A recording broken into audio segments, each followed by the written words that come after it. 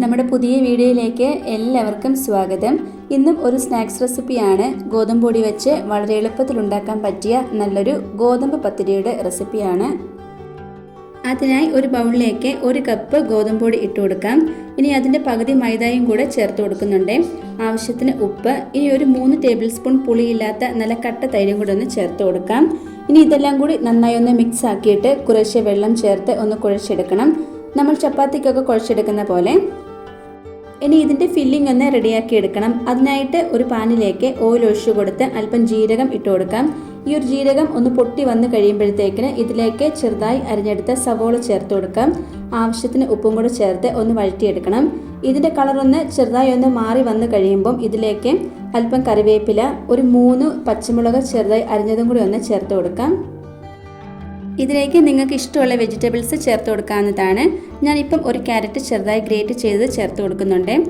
ഇനി ഒരല്പം ക്യാബേജും കൂടെ അരിഞ്ഞത് ചേർത്ത് കൊടുക്കാം. ഈ ഒരു ക്യാബേജിന് പകരം ക്യാപ്സിക്കം വേണമെന്നുണ്ടെങ്കിലും ചേർത്ത് കൊടുക്കാവുന്നതാണ്. ഇനി ഇത് നന്നായിട്ടൊന്ന് വഴറ്റിയെടുക്കണം. ഇനി ഇത് വഴണ്ട് ഇതിൻ്റെ കളറൊന്ന് മാറി വരുമ്പം ഇതിലേക്ക് പൊടികൾ ചേർത്ത് കൊടുക്കാം. മല്ലിപ്പൊടി, മഞ്ഞൾപ്പൊടി, ഗരം മസാലപ്പൊടി, അല്പം ചില്ലി സോസ്.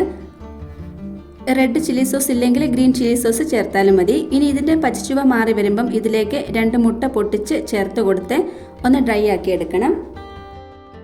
ഇനി ഇതിലേക്ക് മല്ലിയില കുറച്ച് ഇട്ട് കൊടുക്കാം. ടേസ്റ്റ് ഇഷ്ടമുണ്ടെങ്കിൽ മാത്രം ചേർത്ത് കൊടുത്താൽ മതി. എന്നിട്ടിത് നന്നായിട്ട് തന്നെ ഒന്ന് മിക്സ് ആക്കി എടുക്കണം. നാരങ്ങ നീരൊക്കെ ഇഷ്ടമുണ്ടെങ്കിൽ അതും കൂടെയൊക്കെ ഈ ഒരു സമയത്ത് ചേർത്ത് കൊടുക്കാവുന്നതാണ്. നമ്മുടെ ഫില്ലിംഗ് ഇപ്പോൾ ഇവിടെ റെഡിയായി കിട്ടിയിട്ടുണ്ട്. ഇനി നമുക്ക് ഇതിൻ്റെ ഷീറ്റ് ഒന്ന് ഉണ്ടാക്കിയെടുക്കണം. ഒരുപാട് അങ്ങ് തിന്നായി പോവരുത്. കുറച്ച് കട്ടിയിൽ തന്നെ വേണം ഇത് ഉണ്ടാക്കിയെടുക്കാനായിട്ട്. ഇതുപോലെ വേണം. ഇനി ആ ഒരു ഷീറ്റിൻ്റെ മേലിലേക്ക് നമ്മൾ നേരത്തെ റെഡിയാക്കി വെച്ചിട്ടുള്ള ആ ഒരു ഫില്ലിംഗ് ഒന്ന് സെൻറ്ററിലേക്ക് വെച്ച് കൊടുക്കാം. എന്നിട്ട് അതേ അളവിൽ തന്നെ വേറൊരു ഷീറ്റും കൂടെ ഇതിൻ്റെ മേലിലേക്ക് വെച്ചൊന്ന് മൂടി കൊടുക്കണം. ഇനി ഒരു അടപ്പോ വല്ലോ എടുത്തിട്ട് ഇതിൻ്റെ മേലിലേക്കൊന്ന് പ്രസ് ചെയ്ത് കൊടുക്കണം. അപ്പോൾ അത് കറക്റ്റ് ആ ഒരു ഷേപ്പിൽ തന്നെ കിട്ടും. ഇതുപോലെ ചെയ്തെടുക്കുവാണെങ്കിൽ എല്ലാ സൈഡും നന്നായിട്ട് പ്രസ്സായി തന്നെ കിട്ടും. ശകലം പോലും ഇതിനകത്ത് ഗ്യാപ്പ് ഉണ്ടാവത്തില്ല. ഇനി ഒരു പ്ലേറ്റിലേക്ക് ഇതെല്ലാം വെച്ച് കൊടുക്കാം.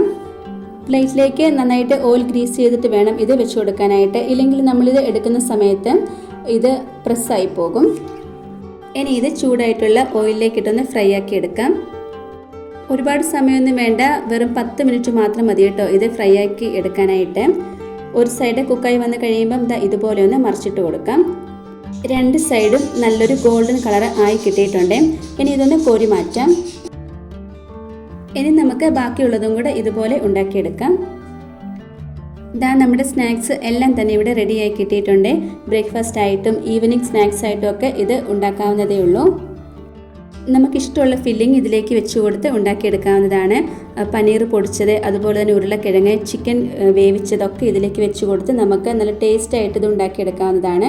കൊച്ചുകുട്ടികൾക്കൊക്കെ ഒരുപാട് ഇഷ്ടപ്പെടും ഇതുപോലെയൊക്കെ ഉണ്ടാക്കി കൊടുക്കുവാണെങ്കിൽ. ഇതൊന്ന് മുറിച്ച് കാണിച്ചു തരാം ഇതിൻ്റെ ഉൾഭാഗമൊക്കെ എങ്ങനെയാണ് വന്നേക്കുന്നതെന്ന്. പുറംഭാഗം നല്ല ക്രിസ്പിയും ഉൾഭാഗം നല്ല സോഫ്റ്റും ആട്ടോ. ഇത് നല്ലൊരു ടേസ്റ്റാണ് ഇത് കഴിക്കാനായിട്ട്.